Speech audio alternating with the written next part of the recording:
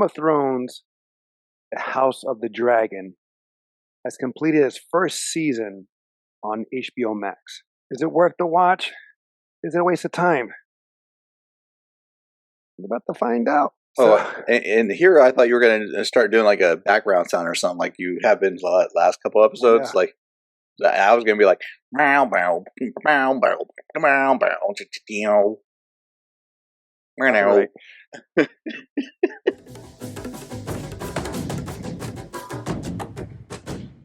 Again, guys, check our description below to find out how you can save on gas, groceries, and even some restaurants. Also, if you would like to be your own superhero by helping save lives, you can donate your plasma and you get paid for it. How can you do that? Again, check the description below. Spoilers. All right, so again, like I just mentioned earlier in the intro, that Game of Thrones, House of the Dragon, just finished its first season and is currently streaming on HBO Max. I'll be honest, I thought it was called The House of Dragons, not House of the Dragon. I'm just realizing that now. I mean, that's fair. Like House of the Dragon. Yeah. But like House of Dragons doesn't sound bad either. Well, there's not just one dragon, metaphorically or not. And there's like many dragons in the series with the characters. There's one point in the show where they're literally counting how many dragons they have.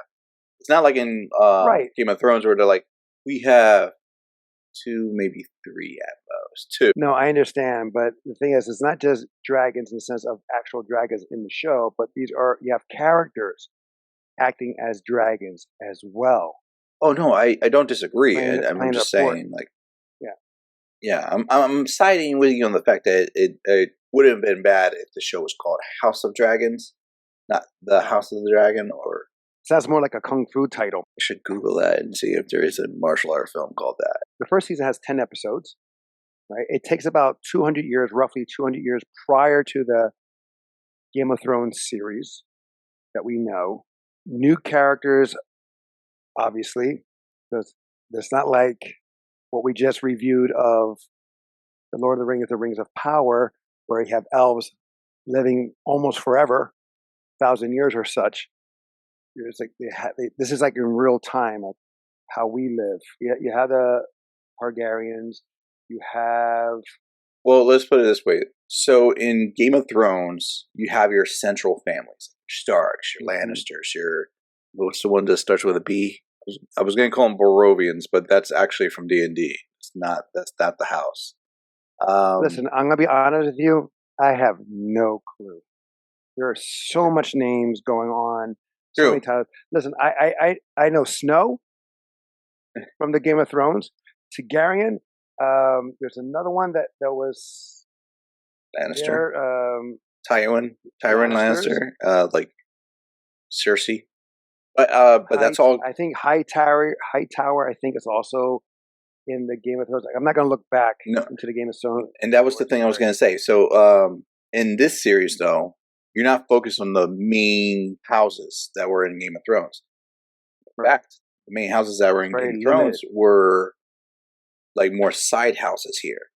The main houses here were you had the Targaryens, and then you also had the Valerians. All these houses run along the same line of Varian. The only one that was the exception was Hightower. And those are your 3 main houses that everybody focuses on in this version of the series. I guess who's going to lead? So of course they're going to jump time because they time skipped here like with among 4 times where no one ages of the main characters except for the king. He ages immensely. You know, well, he dies, of course. The kids but do in age. a sense, like, yeah, but not okay. But the uncle. I'm not disagreeing with you. All the adults hold the same look, except for the king. The king. And then you have the kids. Graphically and story-wise, he gets the worst. Damon looks like an elf. He ages like an elf. Like from the first episode to the last episode, you're like, Damon, you look exactly the same. I think one episode you had a haircut. He did, and it grew back again. Oh, and also like Kristen Cole, the knight, Sir Christian Cole. He didn't age.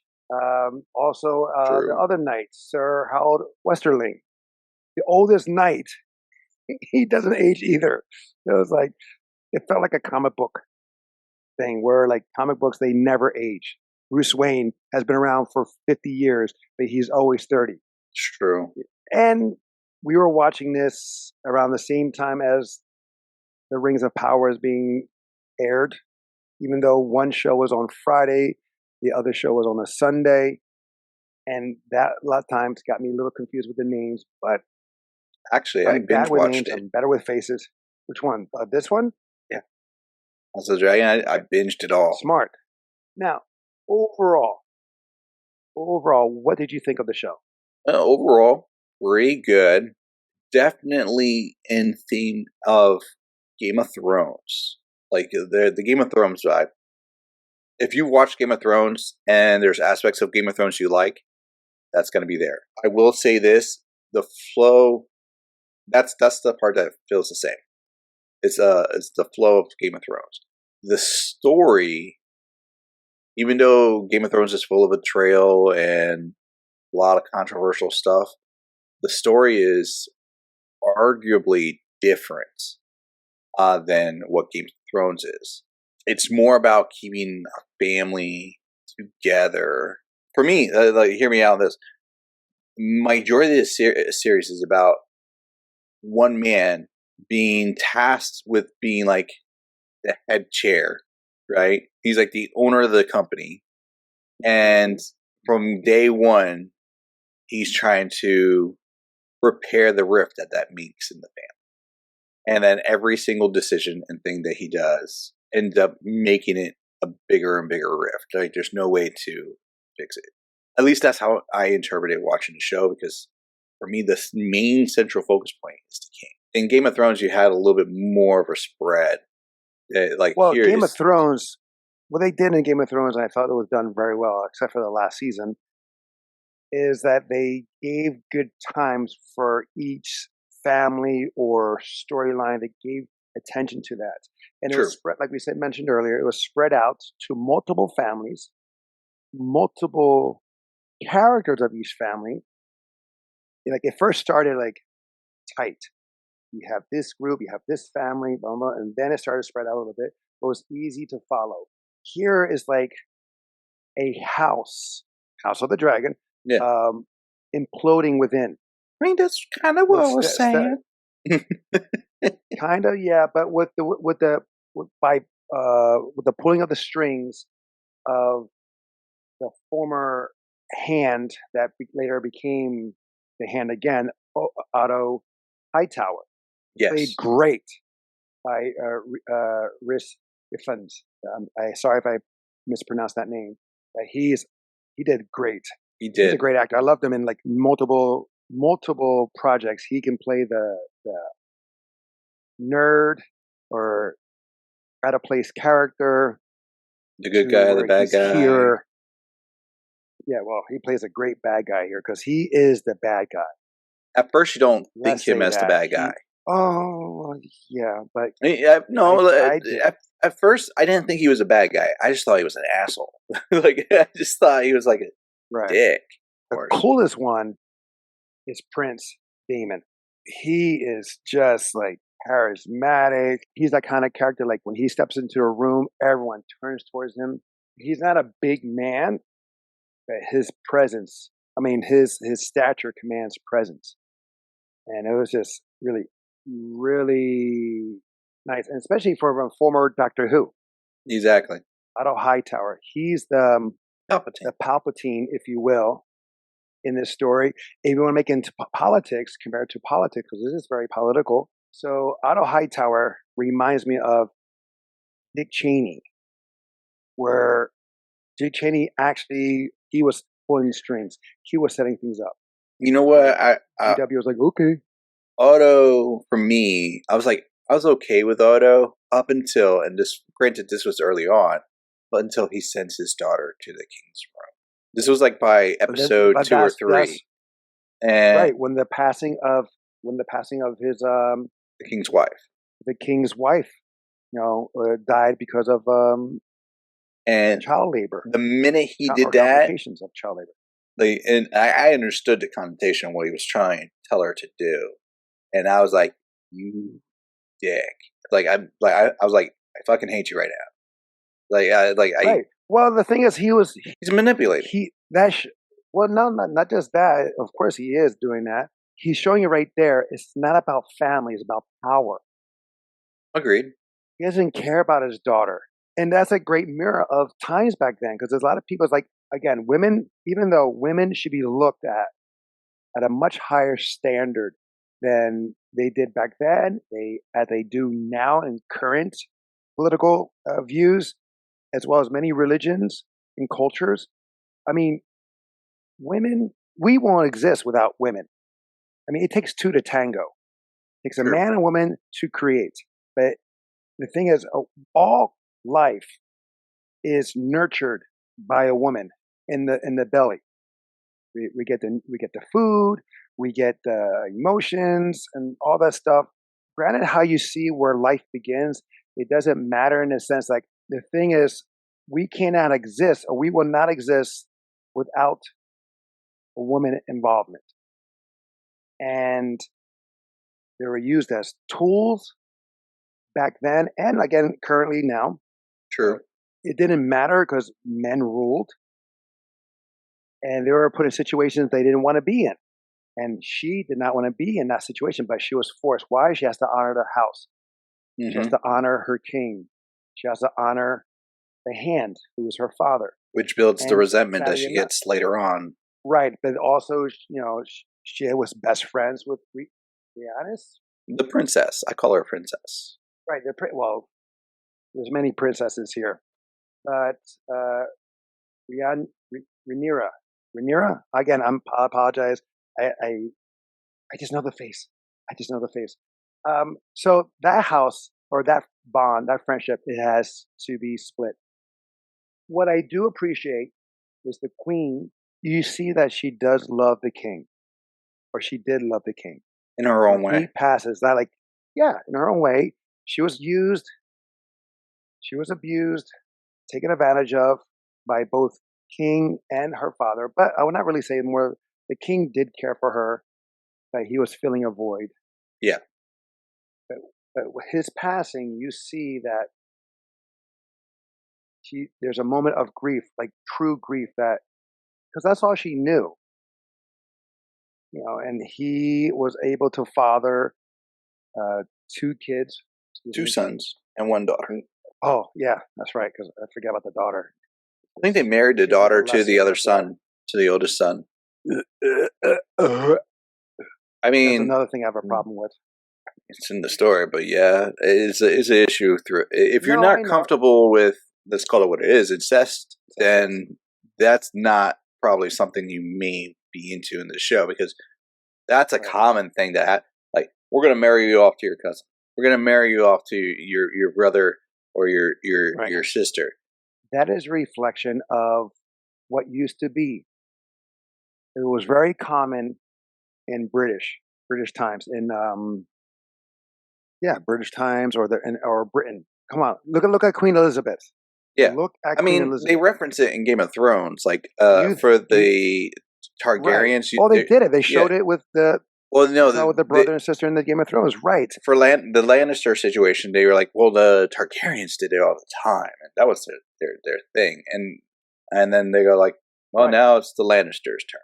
I mean, I found it gross back then in the Game of Thrones, and I was very disgusted here, and it was not so, in my opinion, actual, where you're having relations with someone who is just like one generation away, meaning like, you're the uncle, you're the niece, or you're the aunt, you're the nephew or brother and sister.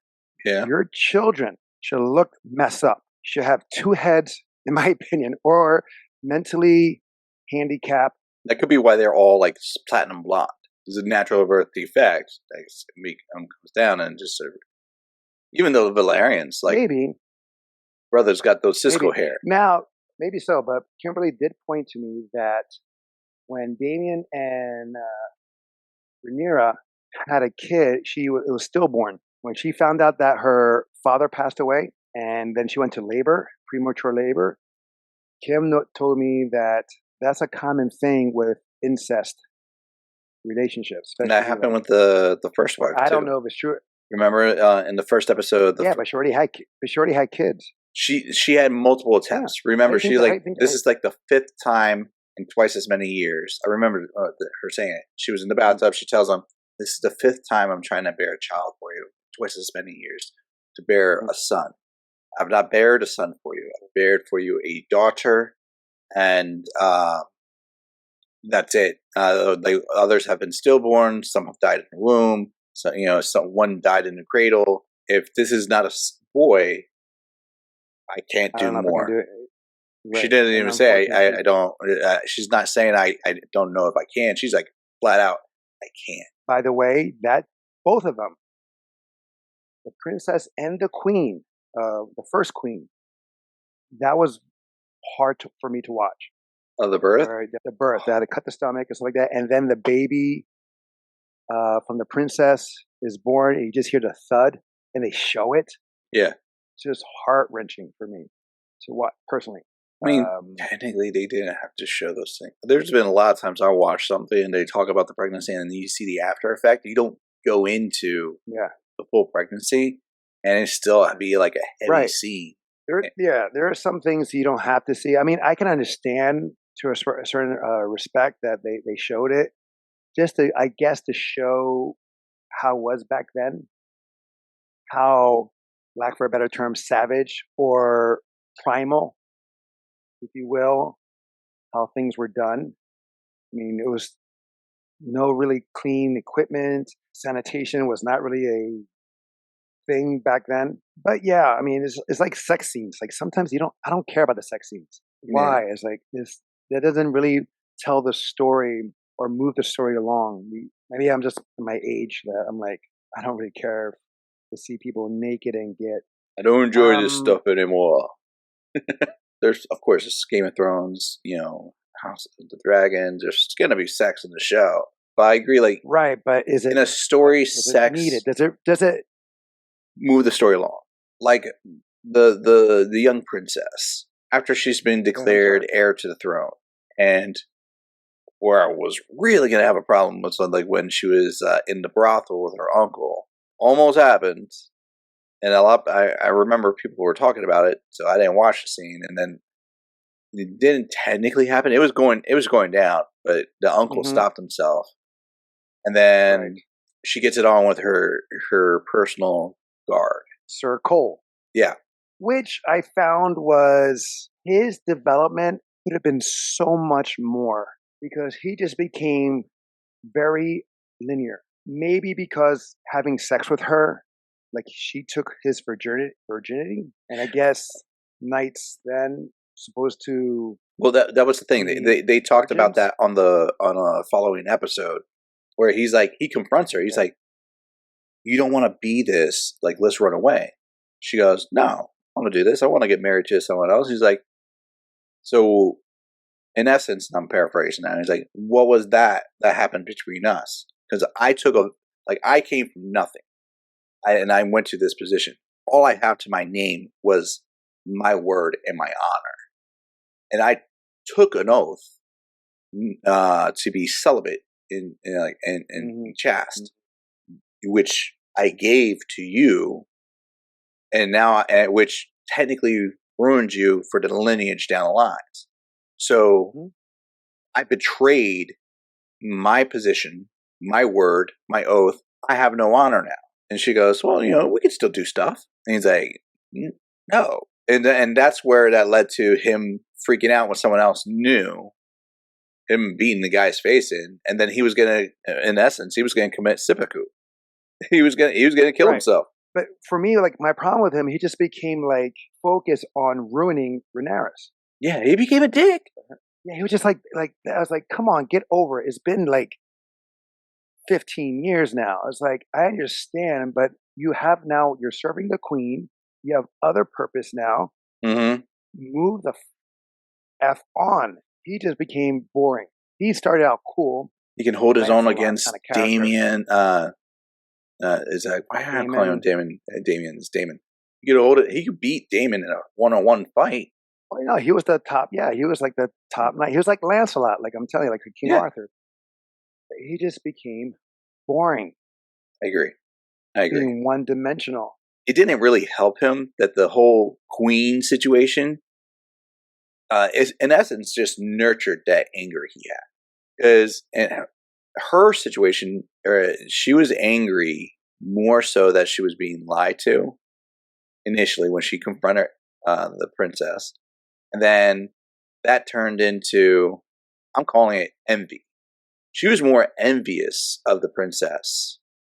And the reason I say that is because the episode where she cuts the princess's arm with because of the whole children fight, she basically confesses that it's like, I always have to be the proper one. I always have to do what's right and like suffer for the family and suffer for this and da da da. What you get to do what you want. And you get to do this and bring disgrace, and everybody just forgives you and you do whatever you want. That's envy. She she hasn't been hating on the princess. She's been envious of the princess, which turns into hate. Well, I mean, the thing is also she's thrust into positions that she never wanted. She had to comfort the king. But that's where the envy comes from. Like she's acknowledges that she's had to do these things because she's never wanted these things. Where her friend was pretty much tasked with all these other stuff. She may do it, but in her own way, or she may just do stuff that is counterintuitive to what she wants. And the father, the king, just do you, handle yours. Even though there were some really good moments, there's a lot of slow ass moments. It felt dragging. It felt like it was dragging. But is that not Game of Thrones? Yeah, but it's just like there was moments where I was like, "Come on!" And there was also some characters I didn't really care about. I didn't care about the gay prince. I didn't. That they faked the death and he shaved his head and now he's living his life. There's some good moments. I mean, the action I like with Damon, the crab feeder, defy his brother. Oh, that part. Yeah, to defy his brother instead of waiting for reinforcements, because he did feel insulted by that. He and his crew couldn't handle that character, the crab guy. I mean, they've been at war for like 4 years, and the crab feeder technically was winning. No, I know, but the thing is, like, screw that. Screw my brother. It's like all or nothing. I'm doing it. And he went in solo as the sacrificial lamb, if you will. Started to wreck house.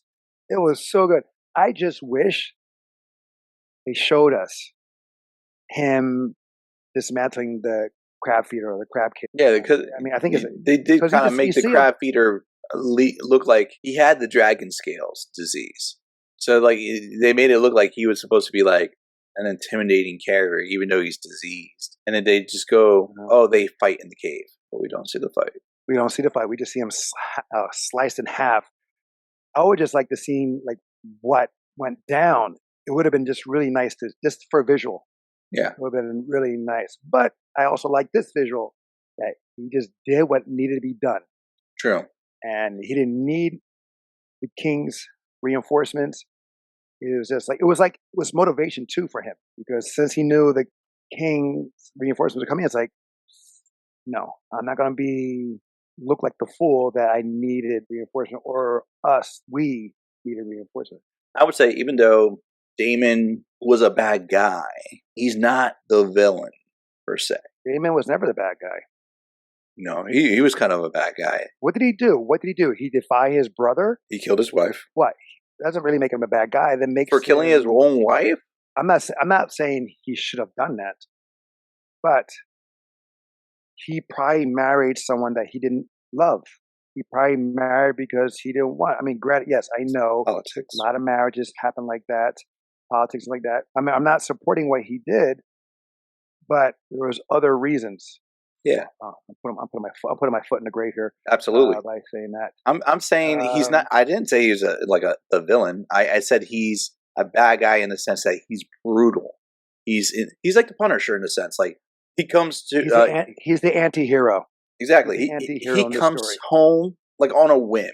He's like, I'm gonna get rid of crime. So an overnight, fill up a cart full of body parts of every criminal that we have. Let them fear the gold cloaks. His he was the commander of the city. He was the commander of the city. Yeah. City Watch, and they basically like you murderer, you rape, and like they'll just designate a crime, and we'll take a part and then fill it in a cart. Now, what was your favorite moment or episode? Like for me, in comparison, in the Game of Thrones series, right? I was watching it. I was like, oh, okay. I was like, all right, yeah. But then what turned me over or won me over was when Targaryen, the imp, Yeah, when he's in Tywin. court, right? When he's in court, accused of whatever, and then he sees his lover confessing or So, lying for what several he did, seasons in, and he finds out, yeah, several seasons in, because I'm watching, I'm like, oh, yeah, I'm not really biting it yet. I'm like, okay, I'll watch it. But when he lets his emotion out on the court and he challenges his father to the death, that moment, that expression won me over for the series. And then I was like watching each episode with enthusiasm to see what's going to happen. That slight moment for me here was the last scene of the last episode. It got That's me fair. when her son, when we see her son and his dragon taken out, and of course we see the prince, like that's another villain in the making. Prince. Oh, he's clearly a villain in the making. Call him Prince One Eye. Prince One Eye. Prince Amen. And it shows really good too. And it says like dragons are animals, so regardless, they're going to have their moments to disobey. Yeah, because both dragons, just like the princes, were letting loose or rebelling, disobeying authority. The first dragon is a Syrax. It was pretty much a young dragon being attacked because of the One Eye by the largest dragon in history and the oldest dragon in history. To that point, it responded aggressively, and when it responded to that, the oldest dragon was like, and then it starts going after her, and he loses control of that. But it was like a kaleidoscope of effects. But Prince One Eye started it. Oh, I agree, 100%. Right, by chasing, and then the prince was trying to avoid it. He was trying to run away, escape, but then his dragon was like, no, and try to defend itself and the prince, and then was, out of the rain, out of the storm, and everything's all peaceful, and then they're taken out, and then Prince Aman, sorry, I'm saying it wrong. He's like, oh damn. And then when the princess finds out by Daemon, and you see her, she's like about to collapse because of the shock. I mean, she just lost her father. She just lost her newborn. Oh no, she didn't. No, she just did that turnaround. That last scene, she just turned around. No, I know, I understand that, but I'm telling like the emotion that she, like, you see all the emotion because she was trying to hold everything together because she has been called the queen. She has been recognized as the queen since she found out that her father passed away. So she's trying to have a nice front. She doesn't want to go and follow Damon's lead of just attack. She's like, no, let's get our reinforcements. Let's get our strength in numbers. Let's find out who's loyal to us. Make it let's a choice. Make sure people do claim their loyalty to us. So she has that front, that mask that's covering.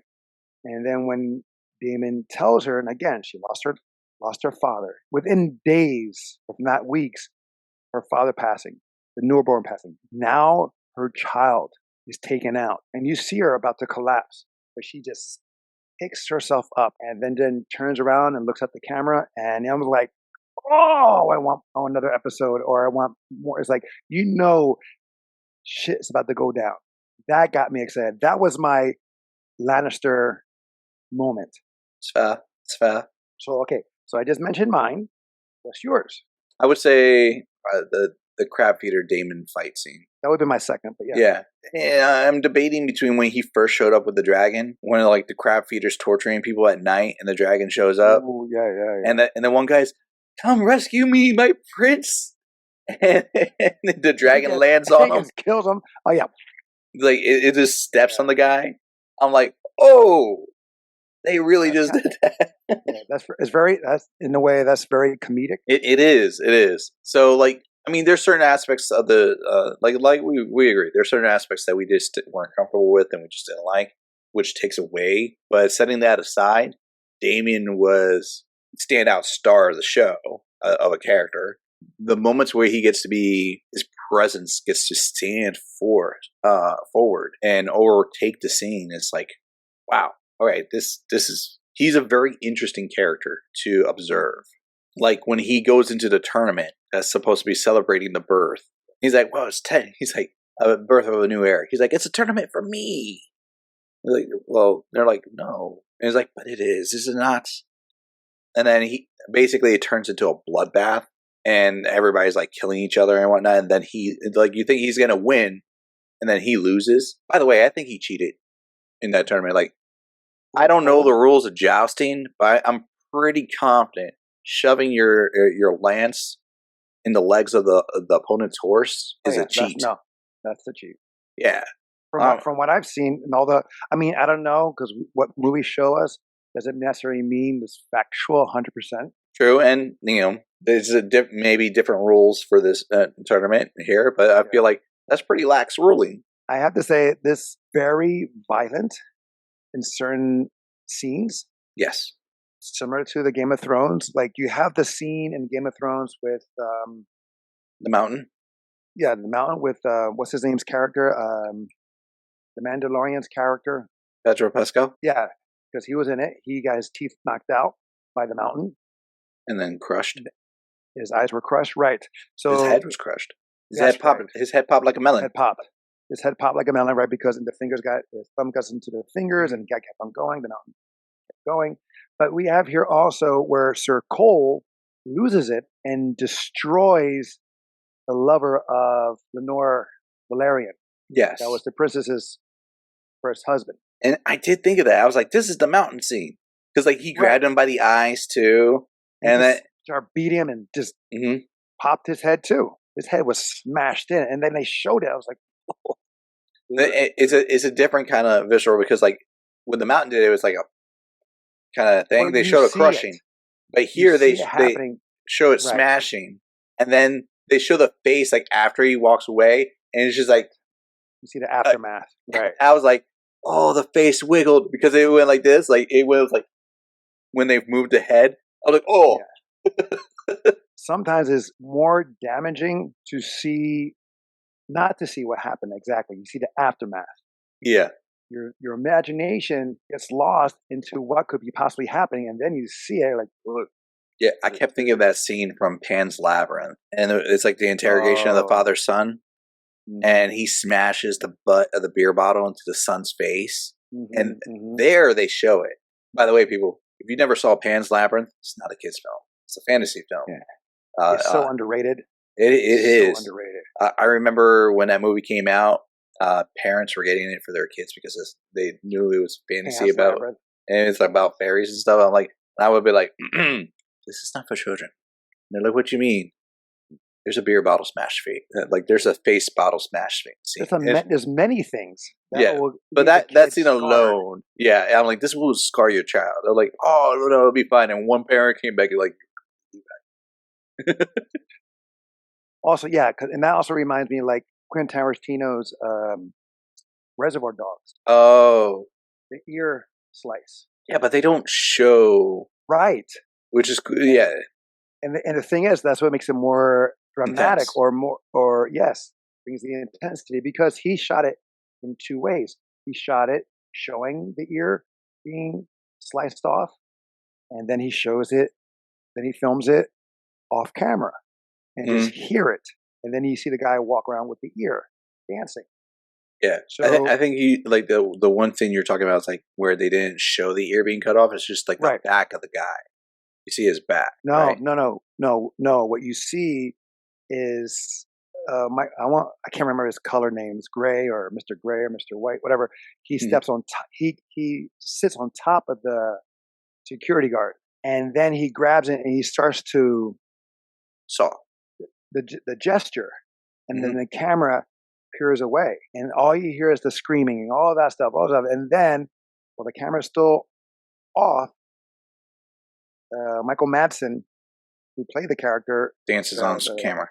is on camera with with a cigarette in his mouth and ear in his hand, and so that visual and the audio is just it makes that scene more intense. That makes that more scene more gripping than just showing gratuitous violence. And it worked because he shot two versions and he saw which one is more effective.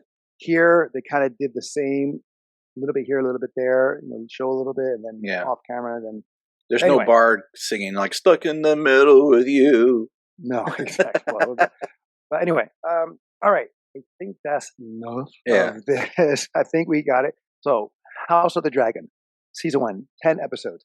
Is it worth the watch? Yes. Especially if you're Game of Thrones fans. Yes. I agree.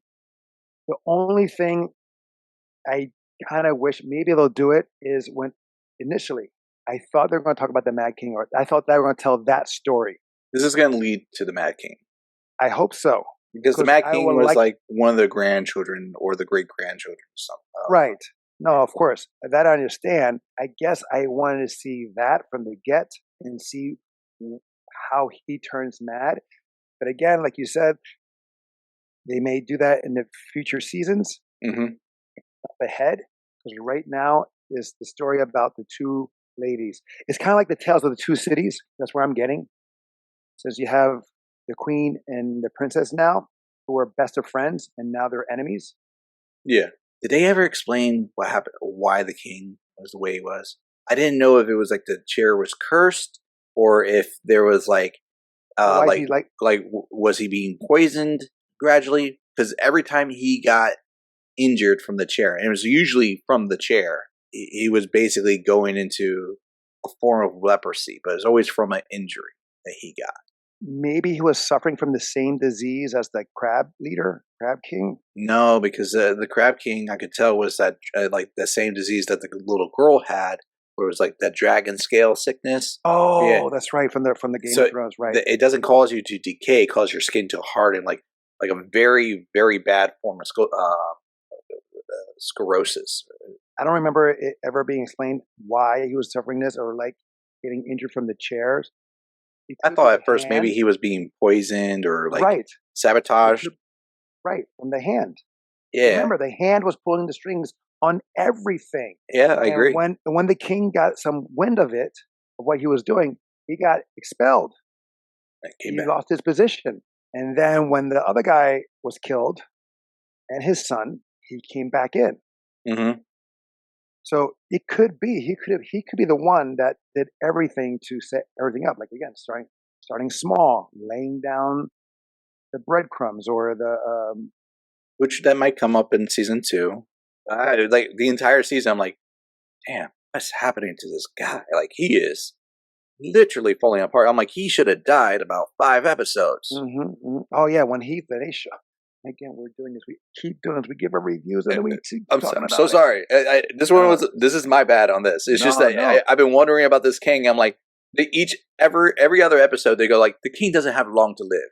5 years later, I'm like, this man is fighting death. So to go to that, I think when he was talking to the queen on his final words, final breath, I feel that he was actually talking to his queen, his first wife.